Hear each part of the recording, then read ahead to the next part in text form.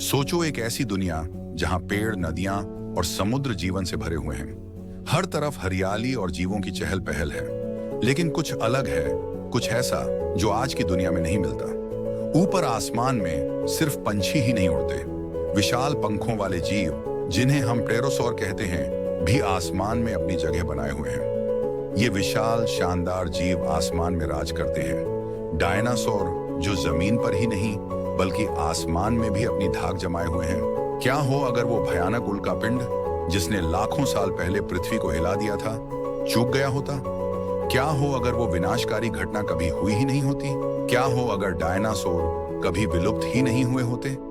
क्या हो अगर वो आज भी हमारे साथ इस धरती पर विचरण कर रहे होते? यही सवाल हमारी उत्सुकता को जगाता है। वैज्ञानिक और शोधकर्ता इस बात की कल्पना करते हैं कि अगर डायनासोर आज भी होते तो हमारी दुनिया कैसी होती। ये एक ऑल्टरनेट हिस्ट्री का सफर है, एक ऐसी दुनिया का जहां डायनासोर का राज कभी खत्म नहीं हुआ, एक ऐसी दुनिया जहां इंसान और डायनासोर साथ साथ रहते हैं। मेरे साथ इस फैसिनेटिंग और थोड़ी सी डॉन्टिंग पॉसिबिलिटी को एक्सप्लोर करते हैं। चलिए इस अद्भुत यात्रा पर निकलते हैं और देखते हैं कि अगर डायनासोर आज भी होते तो हमारी दुनिया कैसी होती। डायनासोर ने 160 मिलियन साल से भी ज्यादा समय तक पृथ्वी पर राज किया। वो बहुत ही अनुकूल थे। ताकतवर टायरेनोसोरस रेक्स से लेकर लंबी गर्दन वाले ब्राकियोसोरस तक वो अलग अलग एनवायरनमेंट्स में रहने के लिए विकसित हुए।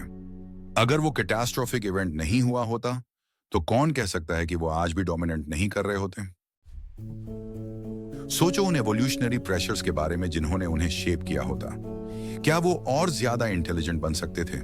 क्या नई और भी ऑ इंस्पायरिंग प्रजातियां उभर कर आती? डायनासोर की मौजूदगी का अन्य लाइफ फॉर्म्स पर गहरा प्रभाव पड़ा होता, जिसमें मैमल्स का उदय भी शामिल है, जो एक महत्वपूर्ण बदलाव था। भोजन और टेरिटरी जैसे संसाधनों के लिए कंपटीशन बहुत ज्यादा होता, जो जीवन के लिए एक कठिन संघर्ष बनाता। मैमल्स, जिनमें हमारे पूर्वज भी शामिल हैं, शायद छोटे और नॉक्टर्नल ही रहते इन जायंट्स की छाया में, जो उनके लिए एक सर्वाइवल स्ट्रेटेजी थी। क्या हमें आज मैमल्स की इनक्रेडिबल डाइवर्सिटी देखने को मिलती अगर डायनासोर का अस्तित्व बना रहता? या डायनासोर के डोमिनेंस की वजह से लाइफ का ट्री बहुत अलग होता और शायद कम विविधता होती? पिक्चर करो आपकी आंख सुबह सुबह दूर से टायरेनोसोरस रेक्स की दहाड़ सुनकर खुलती है, या आपके बैकयार्ड में ट्राइसेराटॉप्स का झुंड घूम रहा है। इन विशाल जीवों की जरूरतों और हरकतों की वजह से लैंडस्केप बहुत अलग होता। घने जंगल, विशाल मैदान और ऊंचे पहाड़, सब पर डायनासोर की छाप होती। जैसा कि हम जानते हैं, सिटीज का अस्तित्व ही नहीं होता। इन मैग्निफिसेंट और संभावित रूप से खतरनाक जीवों को अकोमोडेट करने के लिए हमारे इंफ्रास्ट्रक्चर को बहुत अलग होना पड़ता। सेक्शन 5, क्या हम साथ रह सकते थे? सबसे बड़ा सवाल यह है कि क्या इंसान और डायनासोर साथ रह सकते थे?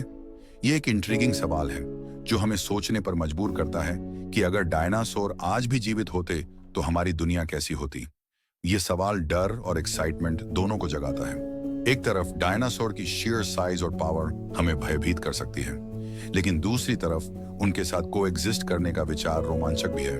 कुछ वैज्ञानिकों का मानना है कि इंसान अपनी इंटेलिजेंस और एडेप्टेबिलिटी के साथ इन मैग्निफिसेंट जानवरों के साथ रहने के तरीके खोज लेते हैं। हमारी तकनीकी प्रगति और वैज्ञानिक समझ हमें उनके साथ एक संगत संबंध बनाने में मदद कर सकती थी। शायद हमने सिम्बायोटिक संबंधों का विकास कर लिया होता, एक दुर्बल संतुलन में सह अस्तित्व करना सीख लिया होता। हम उनके नेचुरल हैबिटेट्स का सम्मान करते हुए उनके साथ रिसोर्सेज शेयर कर सकते थे। हालांकि यह भी पॉसिबल है कि डायनासोर की मौजूदगी ने ह्यूमन सिविलाइजेशन को डेवलप होने से रोक दिया होता, जैसा कि हम आज जानते हैं। उनकी विशालता और शक्ति हमारे इंफ्रास्ट्रक्चर और डेली लाइफ में कैओस ला सकती थी। ऐसे जीवों के साथ एक ग्रह शेयर करने की चैलेंजेस बहुत बड़ी होती। हमें उनके साथ कोएग्जिस्ट करने के लिए नए तरीके और स्ट्रेटजीज डेवलप करनी पड़ती। ये एक कॉम्प्लेक्स और मल्टीफैसेटेड सिनेरियो होता, जिसमें हमें अपनी सर्वाइवल स्किल्स को रीडिफाइन करना पड़ता। शायद हमने प्रोटेक्टिव स्ट्रक्चर्स और एडवांस टेक्नोलॉजी डेवलप की होती ताकि हम डायनासोर के साथ सेफली इंटरेक्ट कर सकें। यह एक ऐसी दुनिया होती जहां इनोवेशन और क्रिएटिविटी की कोई सीमा नहीं होती। अंततः ये सवाल हमें यह सोचने पर मजबूर करता है कि कोएग्जिस्टेंस का असली मतलब क्या है। क्या हम अपने डिफरेंसेस को साइड में रखकर एक हार्मोनियस वर्ल्ड बना सकते हैं? ये एक हाइपोथेटिकल सिनेरियो है, लेकिन यह हमें हमारी कैपेबिलिटीज और पॉसिबिलिटीज के बारे में सोचने पर मजबूर करता है। सेक्शन 6, मैमल काइंड का उदय। डायनासोर के विलुप्त होने ने मैमल्स के लिए डाइवर्सिफाई और फलने फूलने का रास्ता साफ कर दिया। उस कैटास्ट्रॉफिक इवेंट के बिना क्या मैमल्स छाया में ही रहते, या वे डायनासोर के साथ विकसित होते, जायंट्स के प्रभुत्व वाली दुनिया में जीवित रहने के लिए यूनिक एडेप्टेशंस डेवलप करते? यह एक फैसिनेटिंग थॉट एक्सपेरिमेंट है। शायद कुछ मैमल्स ने शिकार बनने से बचने के लिए अविश्वसनीय गति या कैमोफ्लाज विकसित कर ली होती। हो सकता है कि दूसरों ने कुछ डायनासोर प्रजातियों के साथ सिम्बायोटिक रिलेशनशिप्स विकसित कर ली होती। सेक्शन 7, एक अलग तरह की प्रकृति। उन इनक्रेडिबल इकोसिस्टम्स की कल्पना करें जो एक ऐसी दुनिया में विकसित हुए होंगे जहां डायनासोर कभी विलुप्त नहीं हुए। जीवन का इंट्रिकेट वेब, सबसे छोटे कीड़ों से लेकर सबसे बड़े हर्बीवोर्स तक उनकी उपस्थिति से प्रभावित होता। क्या डायनासोर को रोकने या आकर्षित करने के लिए नए पौधों की प्रजातियां विकसित हुई होती? क्या हम पूरी तरह से नए प्रकार के शिकारी और शिकार देखते जो लाखों वर्षों से एक एवोल्यूशनरी आर्म्स रेस में बंद है? Section 8, the dinosaur effect. Dinosaur की मौजूदगी सिर्फ प्राकृतिक दुनिया को ही प्रभावित नहीं करती।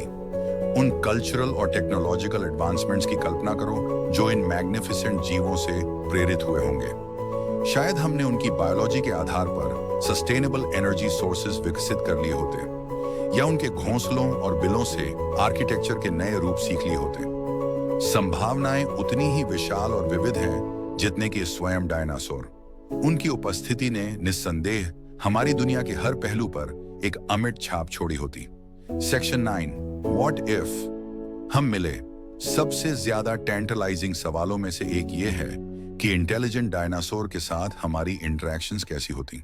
क्या हम उन्हें ऑ इंस्पायरिंग जीवों के रूप में देखते जिनकी रक्षा की जानी चाहिए, या संसाधनों के लिए कंपेटिटर्स के रूप में?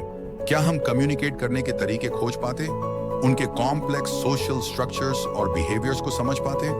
अपने से इतने अलग इंटेलिजेंट लाइफ का सामना करने की संभावना एक्सिलरेटिंग और डॉन्टिंग दोनों है, जो हमें यूनिवर्स में अपनी जगह का सामना करने के लिए मजबूर करती है। सेक्शन 10, उनकी दुनिया, हमारी दुनिया, या शायद दोनों। वह दुनिया जहां डायनासोर कभी विलुप्त नहीं हुए, अनंत संभावनाओं की दुनिया है। यह एक ऐसी दुनिया है जो हमारी कल्पनाओं को नई ऊंचाइयों तक ले जाती है, जहां हर कोने में एक नया रहस्य छुपा होता है। यह एक ऐसी दुनिया है जहां फैमिलियर और फैंटास्टिकल का संगम होता है, जहां डायनासोर और आधुनिक जानवर एक साथ रहते हैं और भविष्य के शहरों में प्राचीन जीवों की उपस्थिति होती है, जहां अतीत और वर्तमान जीवन के एक ब्रेथ टेकिंग टैपेस्ट्री में विलीन हो जाते हैं। ये टैपेस्ट्री समय के साथ बदलती रहती है, हर पल एक नई कहानी बुनती है। जबकि हम केवल अनुमान लगा सकते हैं कि क्या हो सकता था, हम यह भी सोच सकते हैं कि अगर डायनासोर आज भी होते तो हमारी दुनिया कैसी होती। क्या वे हमारे साथ कोएग्जिस्ट कर पाते? क्या हम उनके साथ रह पाते? एक बात निश्चित है, पृथ्वी पर जीवन की कहानी सरप्राइजेस से भरी है और हर मोड़ पर कुछ नया और अद्भुत होता है। ये सरप्राइजेस हमें यह सिखाते हैं कि जीवन कितना अनप्रेडिक्टेबल और फैसिनेटिंग हो सकता है, और डायनासोर अपनी अनुपस्थिति में भी हमारी कल्पनाओं को मोहित करते रहते हैं। वे हमारे लिए एक इंस्पिरेशन का स्रोत हैं, जो हमें अतीत की गहराइयों में झांकने और भविष्य की संभावनाओं के बारे में सोचने पर मजबूर करते हैं। जैसे जैसे हम अपने ग्रह और उसके बाहर का पता लगाना जारी रखते हैं, हम यह समझने की कोशिश करते हैं कि जीवन कैसे विकसित हुआ और कैसे बदलता रहा। कौन जानता है कि हम और कौन से रहस्य उजागर कर सकते हैं। हर नई खोज हमें हमारे अतीत के बारे में और अधिक जानकारी देती है और हमें यह सोचने पर मजबूर करती है कि भविष्य में क्या हो सकता है। खोज का सफर अभी खत्म नहीं हुआ है। यह एक नेवर एंडिंग जर्नी है जो हमें हमेशा कुछ नया सिखाती है और हमें आगे बढ़ने के लिए प्रेरित करती है। खंड 11, आखिरी मुलाकात। इंसानों और डायनासोर के आमने सामने होने की कल्पना कीजिए।